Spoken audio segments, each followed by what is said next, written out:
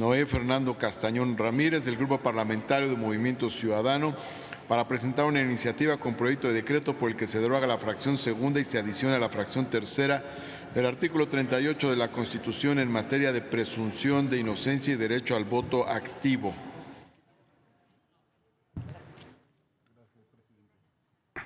Adelante, senador. Honorable Asamblea, la reforma constitucional que presento propone derogar la fracción segunda y adicionar la fracción tercera del artículo 38 de la Carta Magna,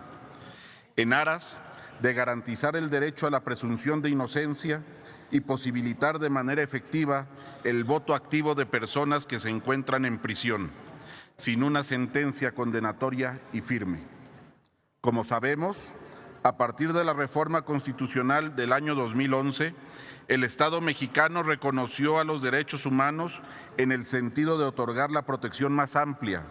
con la convencionalidad referida a los tratados internacionales suscritos y reconocidos por nuestro país. Se elevó a rango constitucional el modo de entender la relación entre la sociedad y las autoridades con respecto y referencia a los derechos humanos. En ese sentido, se reconoció que los derechos fundamentales deben potenciarse, máxime cuando se encuentren vulnerados o inaplicados en lo individual o en lo colectivo. Lo anterior ha sido reiterado por parte de nuestros órganos jurisdiccionales y ha propiciado avances en el espíritu de nosotros los legisladores para progresar en el conjunto y con los criterios nacionales e internacionales de nuestra Carta Magna. La reforma constitucional que presento está relacionada con la capacidad individual de contribuir en las decisiones propias del país, tal como lo es el derecho al voto activo, y por otra parte, busca la prevalencia y el respeto al principio de presunción de inocencia que consagra el sistema penal acusatorio. Ese derecho humano, el de votar, garantizado a todos los ciudadanos mexicanos, es donde encuentra sentido la soberanía nacional y con ello la democracia misma,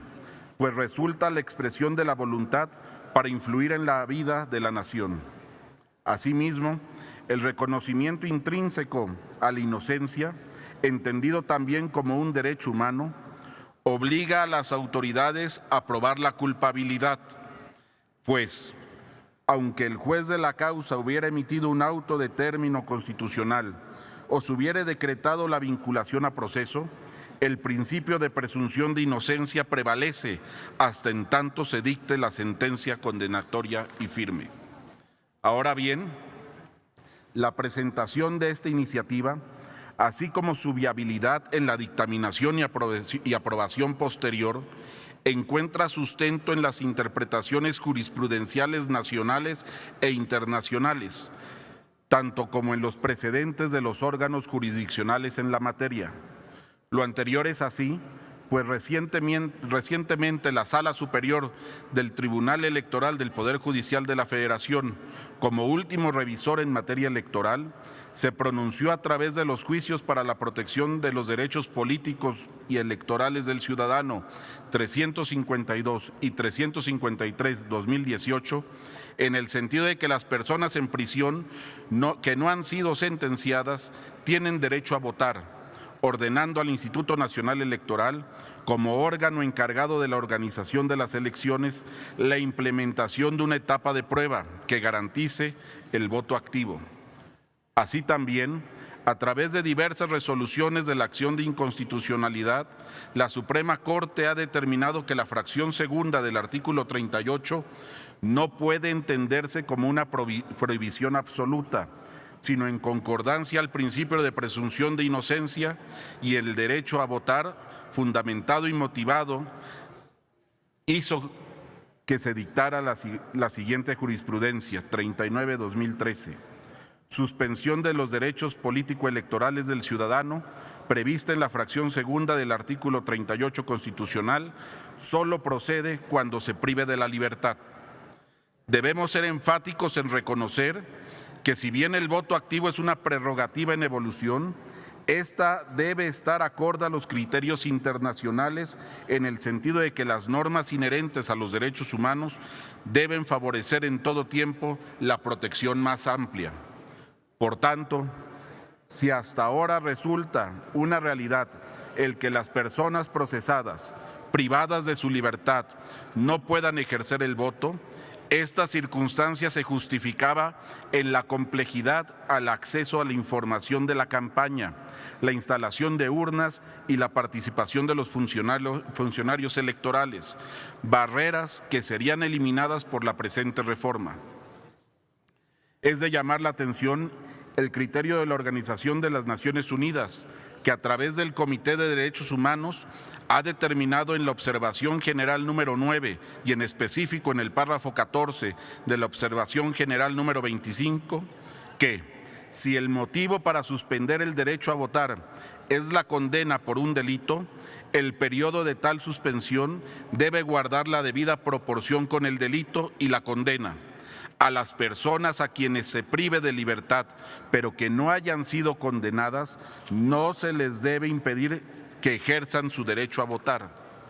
Lo anterior, robustecido con criterios adoptados en otras legislaciones como la de Estados Unidos, Venezuela, Ecuador y Costa Rica, que tienen mecanismos para garantizar el derecho al voto de personas privadas de su libertad y que no han sido sentenciadas, o como en Canadá, Francia, Reino Unido, Sudáfrica y en España, que incluso garantizan el derecho al voto en caso de sentencias condenatorias, abren la discusión de la progresividad con que la legislación mexicana debe de ser encaminada, es decir, privilegiar el voto activo. Datos al respecto situaban a México en el año 2018 con una población recluida de 204,422 personas, de las cuales 80,442 se encontraban en prisión preventiva, es decir, casi el 40%, según cifras recabadas por el Instituto para la Investigación de Políticas Penales del Reino Unido. Por tanto, con el objeto de dar voz y garantizar plenamente el derecho de presunción de inocencia, se propone reformar el artículo 38, fracción segunda, de la Constitución Política de los Estados Unidos Mexicanos, mismos que establece que los derechos o prerrogativas del ciudadano se suspenden, entre otros casos, por estar sujeto a un proceso criminal por delito que merezca pena corporal, a partir de la emisión del auto de formal prisión, proponiendo derogar la fracción segunda y adicionar la fracción tercera en términos de no suspender el derecho o prerrogativa a la emisión del voto en tanto no haya sido condenado por sentencia definitiva. Pues no hacerlo sería ser omisos en la restricción de la voz de un sector social, pues sería creer que no tienen nada que aportar o que no son iguales o aptos para tomar decisiones, en continua violación a sus derechos humanos. Por tanto, esta iniciativa busca que este Poder Legislativo Federal